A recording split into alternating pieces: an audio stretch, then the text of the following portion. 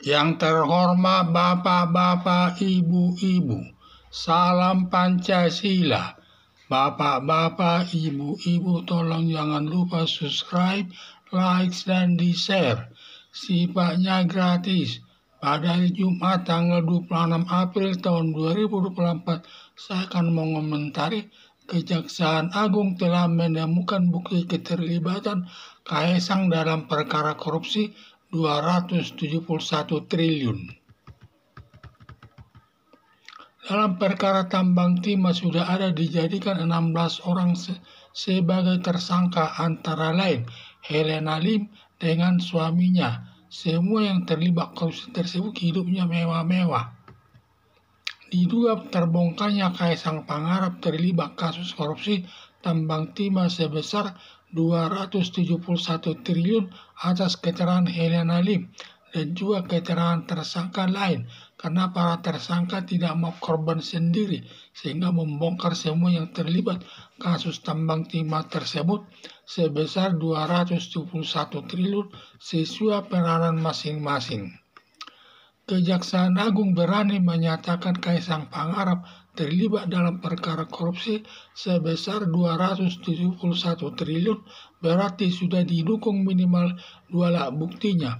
Hanya saja Kejaksaan Agung belum menetapkan Kaesang Pangarap sebagai tersangka, belum dilakukan penangkapan dan penahanan seperti 16 tersangka yang terlibat tambang timah yang merugikan negara sebesar 271 triliun langsung ditangkap dan ditahan di rutan Kejaksaan Agung, seperti Helena Lim dengan suaminya sudah ditahan Kejaksaan Agung. Biasanya yang terlibat perkara korupsi pada umumnya langsung ditangkap dan ditahan dalam rutan atau rumah tahanan di Salemba, Jakarta Pusat, atau ditahan di rutan khusus Kejaksaan Agung. Maksud dilakukan penahanan: 1. Dikhawatirkan nanti melarikan diri. Bila sampai tersangka tidak ditahan, berakibat perkara tidak bisa diselesaikan, Kejaksaan Agung menjadi tunggakan penyelesaian perkara. 2. Dikhawatirkan merusak barang bukti, karena bila tersangka tidak ditahan, nanti selama di masyarakat merusak barang bukti hingga tidak dapat digunakan di depan hakim untuk menguatkan keterangan saksi atas perbuatan korupsi tersebut. Berakibat perkara yang ditangani lemah pembuktiannya, berakibat hakim membebaskan pembuktiannya, berakibat hakim membebaskan tersangka korupsi. 3. Dikhawatirkan menghilangkan barang bukti. Dalam penyelesaian perkara Kaesang Pangarap sebagai anak kandung Presiden Joko Widodo, perlu dipertanyakan apakah Kejaksaan Agung berani menetapkan sebagai tersangka dilanjutkan melakukan penangkapan dan penahanan di rumah tahanan negara atau rutan.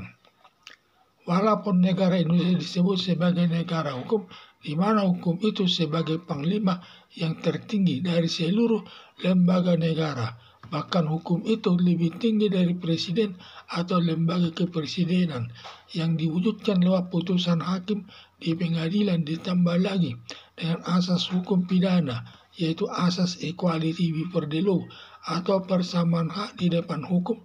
Artinya, semua yang terlibat perkara korupsi, baik Kaesang Pangarap sebagai anak kandung Presiden Joko Widodo, menteri pengusaha besar maupun masyarakat biasa, semua harus dihukum tanpa kecuali. Kalau melihat dari negara Indonesia sebagai negara hukum dikaitkan dengan asas equality before the law, seharusnya Kejaksaan Agung harus berani menetapkan Kaesang Pangarap sebagai tersangka serta melakukan penangkapan dan menahannya di rumah tahanan negara serta melakukan pemeriksaan sampai melimpahkan perkara Kaesang Pangarap ke pengadilan untuk diperiksa hakim, selanjutnya menjatuhkan hukumannya sesuai perbuatannya. Tetapi dalam kenyataannya Presiden Joko Widodo bisa mendikte atau mempengaruhi Mahkamah Konstitusi lewat putusan nomor 90 tahun 2023 untuk menjadikan Gibran Rakabuming sebagai calon wakil presiden, padahal umurnya baru 35 tahun, padahal syarat menjadi calon wakil presiden minimal berumur 40 tahun. Ditambah lagi Anwar Usman, paman Gibran Rakabuming, karena ada hubungan keluarga antara Gibran dan Rakabuming, antara Gibran Rakabuming dengan Anwar Usman sebagai paman, seharusnya Anwar Usman menarik diri, tidak ikut menyidangkan perkara Gibran Rakabuming, tetapi justru Anwar Usman selaku Ketua Mahkamah Konstitusi ikut menyidangkan perkara Gibran Rakabuming serta ikut menandatangani putusan Mahkamah Konstitusi nomor 90 tahun 2023 yang bertentangan dengan Undang-Undang Pokok Kekuasaan Kehakiman. Ada diatur di dalamnya, bila hakim ada hubungan keluarga dengan pihak yang disidangkannya, hakim wajib tidak ikut menyidangkannya. Maka putusan Mahkamah Konstitusi nomor 90 tahun 2023 cacat hukum dalam dua hal. Pertama, Gibran Rakabuming masih berumur 35 tahun, padahal syaratnya minimal berumur 40 tahun. Dan kedua, adanya hubungan keluarga antara Anwar Usman dengan Gibran Rakabuming sebagai paman.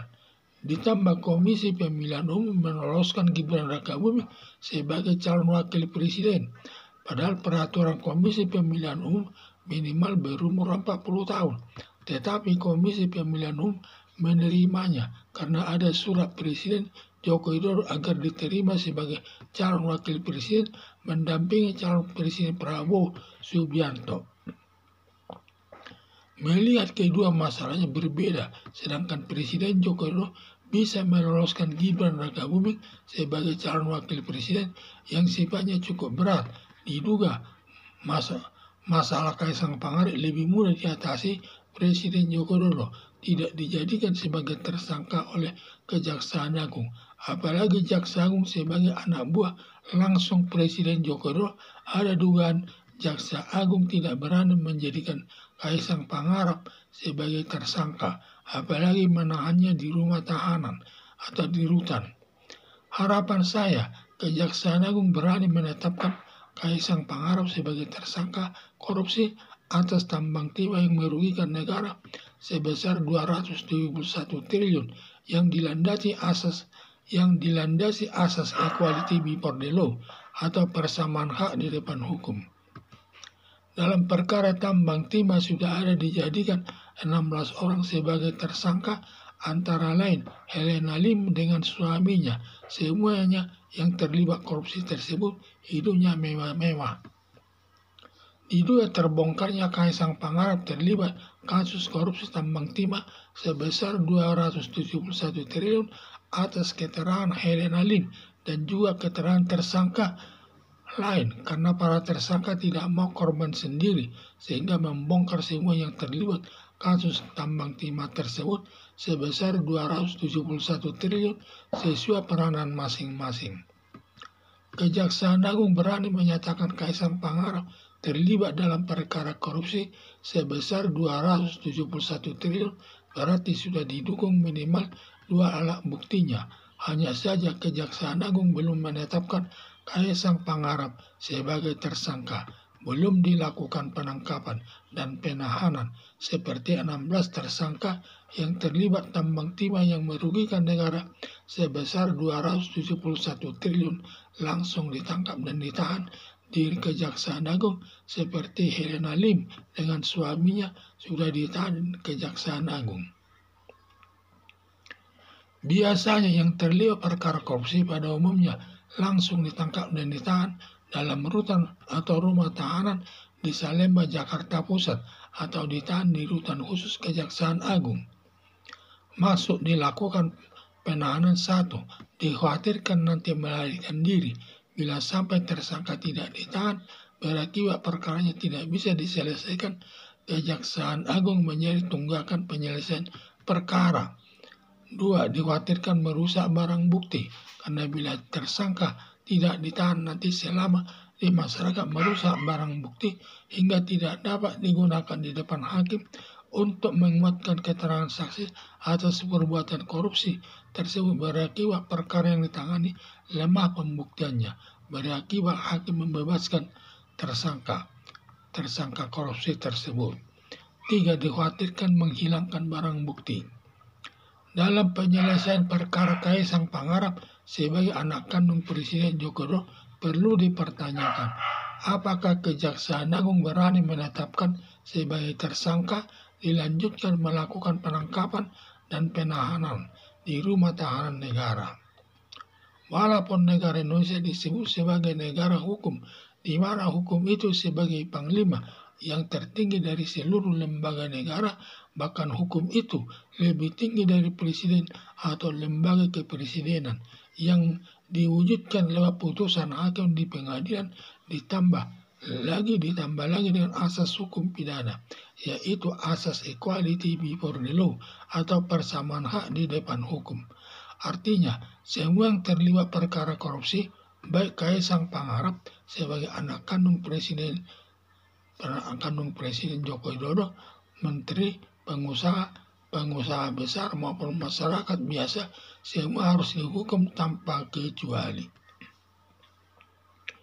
Kalau melihat dari negara hukum sebagai negara hukum, kalau dilihat dari negara Indonesia sebagai negara hukum, dikaitkan dengan asas equality before the law, seharusnya Kejaksaan Agung berani menetapkan Kaisang Pangarep sebagai tersangka serta melakukan penangkapan dan menahannya di rumah tahanan negara, serta melakukan pemeriksaan sampai melimpahkan perkara Kaisang Pangarep ke pengadilan untuk diperiksa. Hakim selanjutnya menjatuhkan hukumannya sesuai perbuatannya.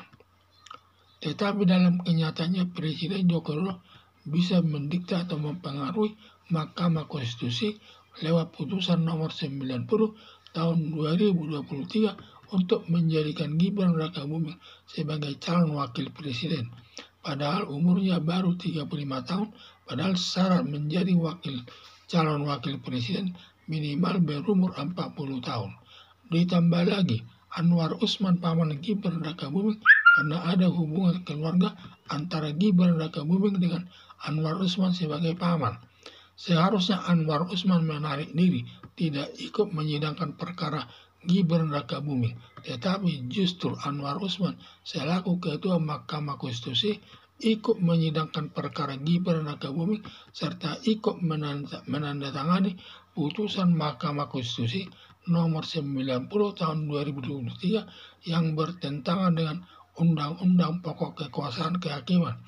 Ada diatur di dalamnya, bila hakim ada hubungan keluarga dengan pihak yang disidangkannya, hakim wajib tidak ikut menyidangkannya. Maka putusan Mahkamah Konstitusi nomor 90 tahun 2023 cacat hukum dalam dua hal. Pertama, Gibran Rakabuming masih berumur 35 tahun, padahal syaratnya minimal berumur 40 tahun. Dan kedua, adanya hubungan keluarga antara Anwar Usman dengan Gibran Rakabuming sebagai paman. Ditambah Komisi Pemilihan Umum meloloskan Gibran Rakabuming sebagai calon wakil presiden, padahal peraturan Komisi Pemilihan Umum minimal berumur 40 tahun.